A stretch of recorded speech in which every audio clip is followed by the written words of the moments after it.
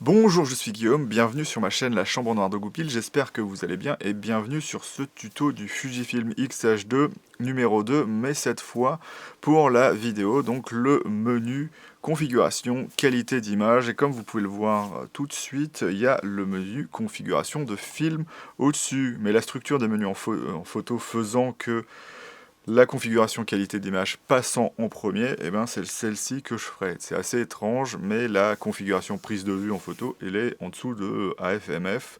Donc la configuration du film et prise de vue, ce sera pour le prochain tuto, donc le tuto numéro 3. Et donc du coup, là on voit qu'on a les simulations de film, et donc on va voir toutes les simulations habituelles, à part le Nostalgic Neg, ou le Neg Nostalgie, qui doit être nostalgique au final, qui est une nouvelle variante sur les Fujifilm X, puisque ça a été introduit avant sur les GFX. Donc on a l'Eterna, le Bleach Bypass, et je vais rester sur la crosse, et puis on a du sépia, donc un truc assez habituel, le sépia. Hein. Et là, du coup, on va pouvoir changer la couleur monochromatique, donc c'est pour pouvoir donner un look à son noir et blanc, donc une couleur au final et donc pouvoir aller vers chaud, froid, enfin un petit peu ce qu'on veut au final. Donc la balance des blancs, on va avoir un choix de 3 modes automatiques, donc un peu à l'habitude maintenant de d'autres marques. Donc on a une priorité blanc, donc en fait ce que ça va faire c'est bien évidemment agir sur les blancs. Donc on a priorité blanc, auto et priorité ambiance. Donc le blanc va essayer de rendre les choses un peu plus clean, sauf que du coup ce ne sera pas la réalité puisque on perdra du coup, pour le coup, de l'ambiance de la scène. Et ambiance, eh ben, on conservera l'ambiance. Mais des fois, peut-être que l'ambiance est un petit peu trop, peut-être que si c'est orange, ce sera peut-être un petit peu trop orange. Par exemple, lorsqu'on a des lumières tungstène ou des choses, enfin des trucs assez violents, eh ben, mettre auto, ce sera peut-être la meilleure solution. Mais du coup, voilà, on a le choix de ces 3 balances automatiques.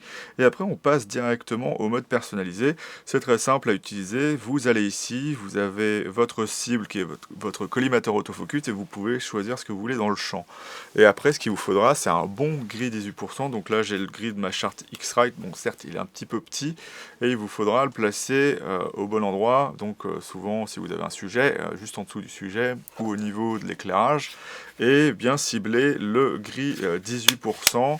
En fait, ne prenez pas les premiers prix sur Amazon parce que ça sera des gris chromatiques pas forcément très intéressants et qui vous donneront une lecture pas forcément très correcte en fait. Donc voilà, c'est comme ça qu'on fait. Et donc après, le seul problème qu'on va avoir, c'est qu'il n'y a pas de lecture de la balance des blancs, enfin de la balance des blancs personnalisée. Donc c'est un petit peu dommage de ce côté-là, parce que par exemple sur Sony c'est la même chose, sauf qu'on a la lecture. Donc par exemple, je l'ai reproduit sur mon Canon EOS R3, donc voilà, ça marche bien, mais sachez que vous n'aurez pas de lecture de la balance des blancs. Donc vous ne pourrez jamais savoir exactement ce que vous voyez, ce qui est un petit peu frustrant au final, et voilà, ça peut aider en faisant une balance des blancs personnalisée à comprendre les balances des blancs, mais là, c'est pas le cas pour le coup. Après, on va avoir 3 possibilités, donc c'est vachement intéressant. On a la balance des blancs Kelvin, donc là je l'ai mis à 5900 parce que c'est ce que je fais usuellement lorsque je suis en extérieur, et on a les balances habituelles, jour, ombrageux, fluorescent, tous les modes assez simples et rapides, si vous voulez pas changer directement les Kelvin. Et ce qui va être intéressant avec les Kelvin, que je n'ai pas indiqué, c'est que voilà, on peut changer tout à l'unité, ou presque à l'unité, à part ça où on change de 10 en 10. Donc c'est plutôt pas mal. La plage de dynamique, alors certains de ces modes qui sont ici ne seront pas utilisés en F-Log2 puisque c'est un mode haute dynamique avec courbe logarithmique, donc on n'aura pas de simulation de film puisque c'est à vous d'utiliser un LUT derrière, et il n'y aura pas ce mode plage de dynamique, c'est pour expliquer un peu le principe. Donc le F-Log2 commence à 1000 ISO, et donc ici on a DR100, DR200, DR400. Donc ça augmente la dynamique de l'image, et donc en fait c'est obligé de prendre plusieurs ISO pour le faire. Donc en fait ça va prendre souvent l'ISO le plus bas pour les noirs pour avoir l'image la plus clean et avoir le plus de détails, et les hautes lumières dans des ISO plus élevés pour avoir une meilleure dynamique. Et du coup, en fait, quand on prend le DR100, l'ISO qui va être sélectionnable, c'est l'ISO d'au-dessus. Donc 250 ISO pour le 250, enfin pour le 200, et 500 par exemple pour le 400%. Voilà, c'est comme ça qu'il faut le comprendre. Hop, après on a la courbe de tonalité, donc ça nous permet, si on n'a pas de log bien évidemment, de pouvoir simuler, comment dire, c'est une courbe, enfin une courbe, oui, et donc d'avoir une exposition peut-être plus naturelle en enlevant des ombres, enfin, en enlevant des hautes lumières et en augmentant les ombres par exemple. Ça peut être intéressant. Après, vous voyez que couleur n'est pas disponible parce que tout simplement je suis en Acros. Et après, du coup, on peut régler la saturation. Donc, on a toujours un réglage de +4, -4 qui est disponible. Et ici, vous voyez que détail et RB ISO élevé, ils sont tous les deux à -4 pour une raison, c'est que bah, voilà, j'aime bien avoir une image plus naturelle parce qu'on a déjà beaucoup de détails sur le capteur 40 millions de pixels, donc rajouter du détail, il n'y en a vraiment pas besoin et ça donnera un look moins digital, enfin moins smartphone et vraiment plus caméra, cinéma ou plutôt enfin appareil photo hybride, voilà.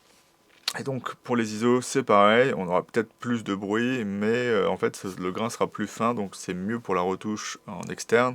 Mais si vous voulez pas retoucher le bruit, peut-être que vous pourrez changer les réglages. Faites attention, ils sont à 0 à chaque fois, hein. C'est moi qui ai mis vraiment à -4. Après, on a une réduction du bruit inter-image. Donc, en fait, le problème, c'est que ça va en fait, se servir du mouvement du bruit, mais sur des images un peu fixes. Donc, tout ce qui sera en mouvement aura potentiellement des artefacts. Donc, c'est un petit peu problématique. Donc, je ne l'utilise pas. Et en plus, faites attention parce que par défaut, il est mis sur on. Et après, on aura la correction de l'objectif. Vignettage chromatique, c'est toutes les corrections qui sont attachées à l'objectif en vidéo. Et donc, moi, je le mets sur oui, puisque on n'est pas sur un RAW photo, on ne va pas avoir d'informations sur l'optique dans le fichier, donc on ne pourra pas corriger tout ce qui est vignettage, comment dire ça, la distorsion et tout ça. Donc c'est bien de le laisser dans la caméra. Et du coup on a le réglage back d'adaptation, enfin c'est marrant de dire ça, c'est réglage en fait des objectifs qui n'ont pas de connexion comment dire ça, électronique avec le boîtier. Donc ça permet à la stabilisation de savoir comment se gérer. Donc on règle la longueur focale et par exemple si on veut un 9 mm LOA, même si je crois qu'il a une connexion. Voilà, si vous voulez un 9 mm ou quoi que ce soit, vous pouvez le régler là-dedans. Et du coup, en fait, c'est bien, mais ce sera toujours moins bon, évidemment, que la stabilisation sur des objectifs qui sont connectés à l'appareil, puisque la formule optique peut être indiquée, et donc il y a une optimisation qui est faite dans la stabilisation, donc c'est mieux quand même d'avoir de la stab. Et donc, c'est quand même utile d'avoir ce réglage. Et du coup, ça va être la fin de ce tuto. Donc j'espère que vous l'avez trouvé intéressant. Et donc moi, je vais vous dire salut et à bientôt dans la chambre noire de Goupil pour une nouvelle vidéo, soit de tuto, soit de test, soit d'autres choses, peut-être du vocabulaire vidéo, on ne sait jamais.